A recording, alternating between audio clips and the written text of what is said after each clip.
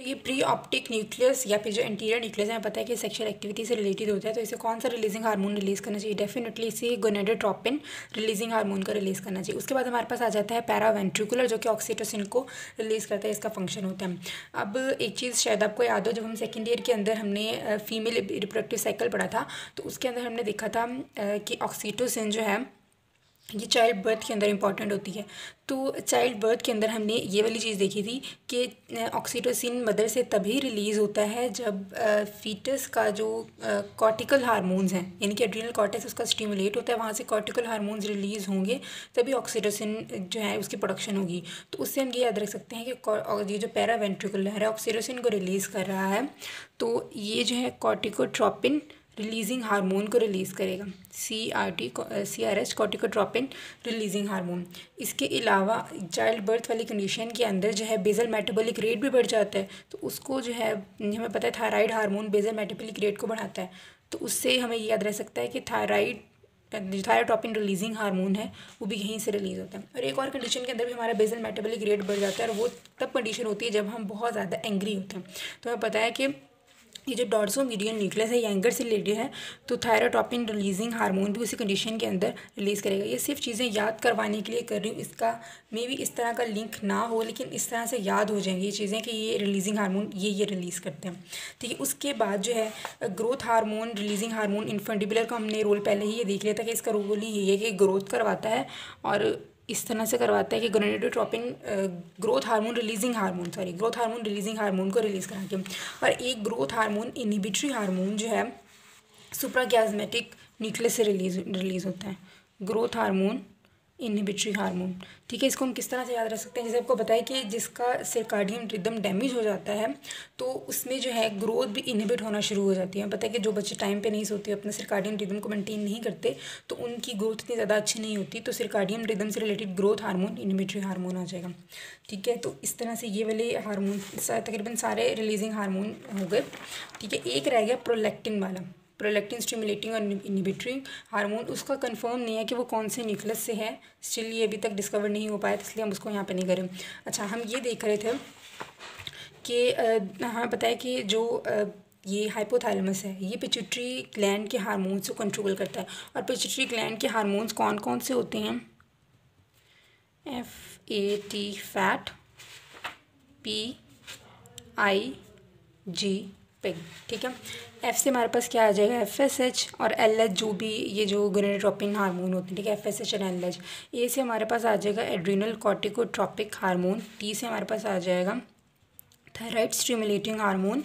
P से आ जाएगा prolactin hormone. ठीक है, प्रोलैक्टिन में बताया कि ये मिल्क की प्रोडक्शन कराता है। ठीक है, प्रोलैक्टिन ने मिल्क की प्रोडक्शन करानी होती है, मेमरी ग्लैंड की डेवलपमेंट करानी होती है, और ऑक्सीटोसिन ने मिल्क इंजेक्शन करानी होती है। अच्छा, इसके अलावा ये जो G है, I को इग्नोर कर दें। ठीक है, G जो है ये ग्रोथ हार्मोन, जैसे ग्रोथ हार्मोन रिलीज़ करना होता है, तो ये जो है ना ये वाले हार्मोन पिट्यूटरी ग्लैंड से रिलीज़ होते हैं, और इनको इन्फ्लुएंस करने के लिए हमारे पास हाइपोथैलेमस से रिलीजिंग हार्मोन रिलीज़ होते हैं। अब FSH और LH के लिए हमारे पास हाइपोथैलेमस से कौन से हार्मोन रिलीज़ होंगे? गोनेडोट्रोपिन रिलीजिंग हार्मोन रिलीज़ होगा। इसके लिए एडिनोकॉर्टिकोट्रोपिक से हमारे पास आ जाएगा कॉर्टिकोट्रोपिक रिलीजिंग हार्मोन, जो कि हमने कहा था कि वो पैरावेंट्रिकुलर न्यूक्लियस से है, जिसने ऑक्सीटोसिन रिलीज़ करना है। लिंक मैंने बता दी था किस तरह से याद करना है। उसके बाद ये जो थायराइड स्टिमुलेटिंग हार्मोन के लिए हमारे पास होते हैं थायराटोपिन रिलीजिंग हार्मोन। ठीक है, और प्रोलैक्टिन के लिए इनहिबिटरी हार्मोन होता है, मेनली प्रोलैक्टिन इनहिबिटरी हार्मोन, या फिर प्रोलैक्टिन स्टिमुलेटरी भी होता है, लेकिन मेनली इनहिबिटरी होता है। और ग्रोथ हार्मोन के लिए हमारे पास ग्रोथ हार्मोन रिलीजिंग हार्मोन और ग्रोथ हार्मोन इनहिबिटरी हार्मोन, जिसे हम सोमेटोस्टैटिन भी कहते हैं। ठीक है, ये रिलीजिंग हार्मोन रिलीज़ करता है हाइपोथैलेमस, जो कि मैंने आपको इस टेबल के अंदर बता दिया। ठीक है, ये देख लें आप एक दफ़ा फिर से।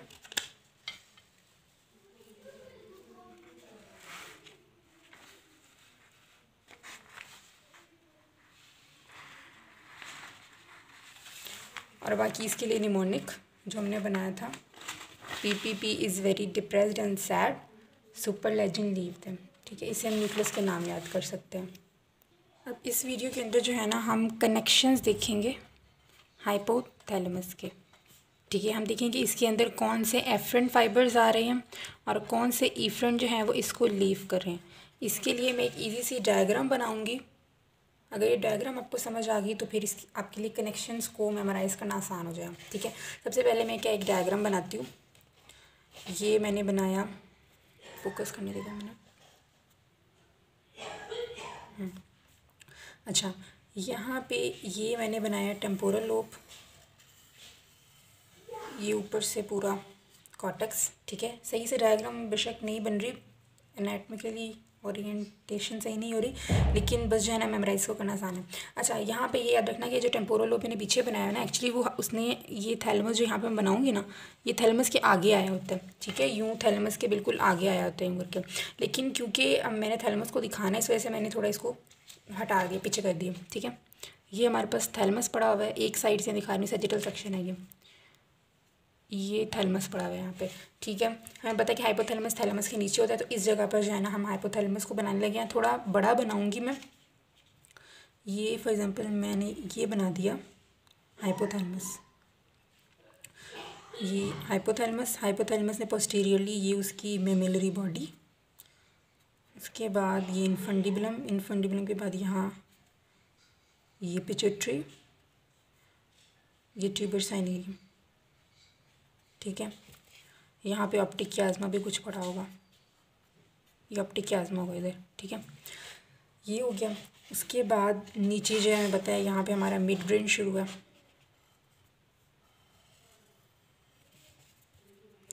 ये नीचे स्पाइनल कॉर्ड।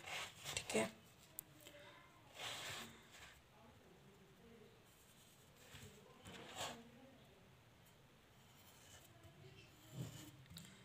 बस कुछ इस तरह से आपने डायग्राम बनाना है। ठीक है, देख लिया आपने, ये इस तरह से आपने डायग्राम बनानी है। इसमें फिर अब जो है ना मैं एफरेंट और इफरेंट बताऊंगी। पहले एफरेंट जो है ना ब्लू कलर से बना रही हूँ, 8 इफरेंट जो है ना इसके अंदर टोटल आते हैं, तो उसको मैं बारी बारी बनाती हूँ। सबसे पहले एक चीज़ तो मैंने आपको पहले ही बताई थी कि यहाँ पे फॉर्निक्स होता है। ठीक है, ये पैरा हिप्पोकैम्पल ग्रे एरिया है, पैरा हिप्पोकैम्पल से फॉर्निक्स निकलता है जो कि वाइट मैटर का ट्रैक्ट्स होता है, ये ऊपर से आता है और यहाँ पे आके हाइपोथैलेमस को 2 पार्ट्स के अंदर डिवाइड कर देता है, लैटरल और मीडियल जोन के अंदर।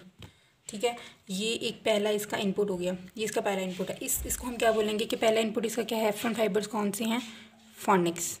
ठीक है, ये हमारा फर्स्ट वन हो गया। उसके बाद सेकंड, ये मैं टेम्पोरल लोब से भी बताऊंगी। ठीक है, 3 हम टेम्पोरल लोब से देखेंगे। टेम्पोरल लोब के अंदर एक हमारे पास एमिग्डालाइट बॉडी पड़ी होती है। पता है कि ये जो हम बेसल गैंग्लिया पढ़ेंगे ना, तो उसके अंदर हम देखेंगे किस किस जगह पर कौन सी लोकेशन होती है। ठीक है, ये थैलेमस है, थैलेमस के आगे इंटरनल कैप्सूल होगा, फिर आगे ये जो है ना कहीं जाके ये एमिग्डालाइट बॉडी होगी। तो एमिग्डालाइट बॉडी से जो पहला कनेक्शन जाएगा इसकी तरफ, इसको हम बोलेंगे स्ट्राया टर्मिनलिस। ये हमारे पास दूसरा इनपुट आ गया। ठीक है, दूसरा इनपुट हमारे पास क्या है, स्ट्राया टर्मिनलिस। एक तो ये एक लॉन्ग पाथवे लेके स्ट्राया टर्मिनलिस बना के जा सकती है, दूसरा एमिग्डाला से डायरेक्टली भी जा सकती है इधर शॉर्ट रूट के थ्रू। इसको हम बोलते हैं वेंट्रल एमिग्डालोफ्यूगल फाइबर, क्योंकि एमिग्डाला को लीव कर रहे हैं तो इसे हम फ्यूगल फाइबर्स बोलेंगे। ठीक है, तो क्या इसको हम बोलेंगे वेंट्रल एमिग्डालोफ्यूगल फाइबर। ये हमारे थर्ड इनपुट होगी, पहले फॉर्निक्स, उसके बाद striae terminalis, then ventral एमिग्डालोफ्यूगल fibres. ठीक है, उसके बाद थैलेमस से भी इसके पास इनपुट जा रही होती है, जिसको हम बोलते हैं थैलेमो हाइपोथैलेमिक फाइबर्स। वो कहाँ से जाते हैं, इसका डॉर्सोमीडियल न्यूक्लियस से जाएगी, और साथ में इसकी जो मिड लाइन न्यूक्लियस होते हैं यहाँ से, ये यहाँ से इसके पास इनपुट चलेगी। तो इनको हम क्या बोलेंगे, इसको मैं नंबर 4 दूंगी, और क्योंकि ये थैलेमस से जा रहा है तो इसे हम बोलूँगी थैलेमो हाइपोथैलेमिक फाइबर्स। ठीक है, डायग्राम मैं बना रही हूँ तो इससे आपके लिए याद करना आसान हो जाएगा। डायग्राम को एक बार देख लें, रिवीजन आराम से हो जाएगी। ठीक है, ये क्या है, डॉर्सोमीडियल मिडलाइन न्यूक्लियस से थैलेमो हाइपोथैलेमिक फाइबर जा रहे हैं, 4 हमारे हो गए। उसके बाद हमने इधर से लेने हैं, एक हमारे पास आएगा जो अल्फैक्टरी म्यूकोज़ा होता है, यहाँ पे आगे अल्फैक्टरी म्यूकोज़ा पड़ा होगा, तो अल्फैक्टरी म्यूकोज़ा से जो इनपुट जा रहा है इसे हम बोलेंगे मीडियल फोरब्रेन बंडल। ठीक है, अल्फैक्टरी म्यूकोज़ा से जो जा रही है, 5th नंबर मैं इसको दूंगी, इसको हम बोलेंगे मीडियल फोर ब्रेन बंडल। और इसके अलावा जो फोर ब्रेन से जा रही है इनपुट, उसको हम बोलेंगे, ये कॉर्टेक्स का पार्ट है तो इसे हम बोलेंगे cortico hypothalamic, cortico hypothalamic fibres. और ये हमारा कौन से नंबर पे आ जाएगी, 6 नंबर पर। ठीक है, क्वेश्चन आता है कि एफरेंट फाइबर्स बताएं या कनेक्शन ऑफ हाइपोथैलेमस बताएं, तो आप आराम से डायग्राम बना के भी कर सकते हो या इसी को आप लिख कर बता दो। ठीक है, 6 हो गए। अब हमारे 2 और रहते हैं, वो अब हमारे कहाँ से आएंगे। हमें पता है कि मिड ब्रेन के अंदर हमारे पास ये dorsal tegmental nucleus, ventral tegmental nucleus और नीचे न्यूक्लियस रेफे मैग्नस, इन तीनों से जो है ना यहाँ पे हमारे पास इनपुट आती है। तीनों से, इन तीनों से जो आती है इसे हम बोलते हैं मेमोलरी पोडंकल। ठीक है, इसको मैं लिख देती हूँ। 7th नंबर पे हमारे पास क्या आ गया, ये वाले मेमोलरी पोडंकल।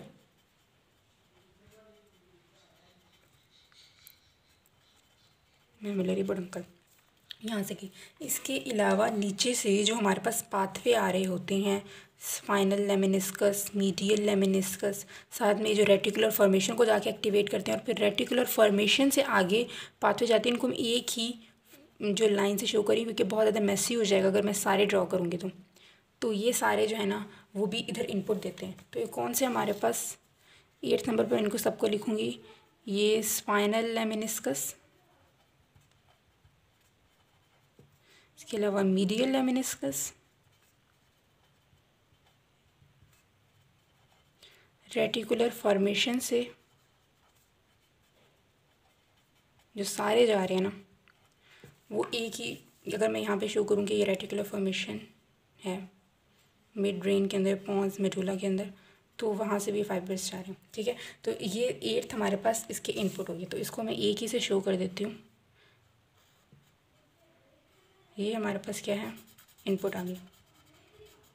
8th इनपुट हमारे पास कहाँ से आई, एक पैरा हिप्पोकैम्पल एरिया से फॉर्निक्स, अमिगडालाइड से 2 आती हैं, स्ट्राया टर्मिनालिस। अगर वो स्ट्राया टर्मिनालिस बना के जाए, अगर वो डायरेक्टली जाए तो इसे हम बोलते हैं वेंट्रल अमिगडालो फ्यूगल फाइबर्स। थैलेमस से जाए तो थैलेमो हाइपोथैलेमिक फाइबर्स। आगे इधर से जाए तो पहले अगर वो ऑल्फैक्टरी म्यूकोसा से जाए तो उसे बोलते हैं हम medial forebrain bundle. Frontal lobe से जाए तो कॉर्टिकोथैलेमिक फाइबर्स। उसके बाद यहाँ से जाए तो इसे मेमोलरी पोडंकल, यानी कि डॉर्सल टेगमेंटल न्यूक्लियस और ये वेंट्रल टेगमेंटल न्यूक्लियस और ये न्यूक्लियस रेफे मैग्नस। यहाँ से जाए तो इसे मेमोलरी पोडंकल बोलते हैं। और अगर यहाँ स्पाइनल कॉर्ड से जाए तो spinal lemniscus, medial lemniscus and reticular formation से। तो 8 हमारे पास इनपुट आ गई। उसके बाद जो है हम इसकी आउटपुट की बात करते हैं। इसको जो इफेंट होंगे इसको मैं ग्रीन कलर से शो करूँगी। ठीक है, ग्रीन कलर से ड्रॉ करूँगी। देखिए इतनी सारी इनपुट जो यहाँ पे हाइपोथैलेमस पर आई है वो किस वजह से आई है, इस वजह से आई है ताकि हाइपोथैलेमस अकॉर्डिंगली पिट्यूटरी ग्लैंड की सिक्रीशन को कंट्रोल कर पाए। पिट्यूटरी ग्लैंड की सिक्रीशन को किस तरह से कंट्रोल करेगा, 2 ट्रैक जाएंगे, एक पोस्टीरियर पिट्यूटरी की तरफ जाएगा, ये वाला पोस्टीरियर पिट्यूटरी की तरफ जा रहा है, क्योंकि पोस्टीरियर पिट्यूटरी में 2 ही ये सेक्रेशन रिलीज़ करता है ना, एक एडीएच और दूसरा ऑक्सीटोसिन। तो वो हमें पता है सुप्रा ऑप्टिक न्यूक्लियस मेनली रिलीज़ करता है। तो सुप्रा ऑप्टिको हाइपोफिजियल, क्योंकि हम पिट्यूटरी ग्लैंड को हाइपोफिजिस भी बोलते हैं ना, तो ये सुप्रा ऑप्टिको हाइपोफिजियल ट्रैक्ट। तो मैं यहाँ पे नंबरिंग देती हूँ। फर्स्ट हमने क्या लिखा, सुप्रा ऑप्टिको हाइपोफिजियल ट्रैक्ट। उसके बाद सेकंड यहाँ पे ये जो हमारे पास बना है इन्फंडिबुलम, यहाँ पे एक आर्कुएट न्यूक्लियस होता है। ठीक है, आर्कुएट न्यूक्लियस जिसको हमने इन्फंडिबुलर न्यूक्लियस भी कहा था, वो जो है वहाँ से एंटीरियर पिट्यूटरी के लिए जो रिलीजिंग फैक्टर्स वो रिलीज़ होते हैं। तो इस वाले ट्रैक्ट को हम बोलते हैं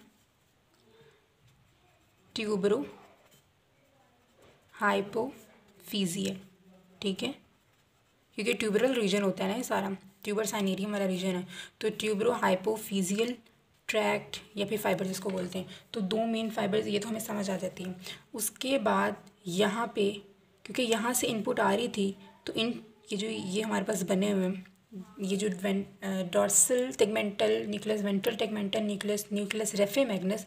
तो यहाँ पे भी जो फाइबर्स जाएंगे, एफरेंट फाइबर जाएंगे इफरेंट फाइबर जाएंगे, सॉरी, इसको हम क्या बोलेंगे, क्योंकि मैमिलरी बॉडी से यहाँ पे जा रहे हैं, इसे हम बोलेंगे मैमिलो टेगमेंटल, क्योंकि टेगमेंटल न्यूक्लियस के पास जा रहे हैं, तो मैमिलो टेगमेंटल ट्रैक्ट या फिर फाइबर्स। 3 हमारे पास ये हो गए। इसके अलावा हाइपोथैलेमस से थैलेमस से आए तो थैलेमस के पास भी जाएंगे, 2 ट्रैक्स जाएंगे, ठीक है।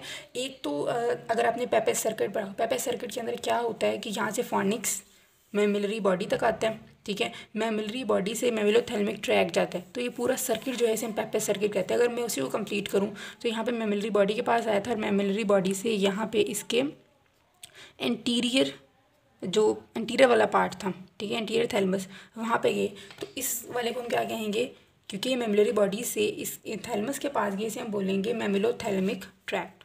तो 4th नंबर पे हमारे पास क्या आ जाएगा, मैमिलोथैलेमिक ट्रैक्ट।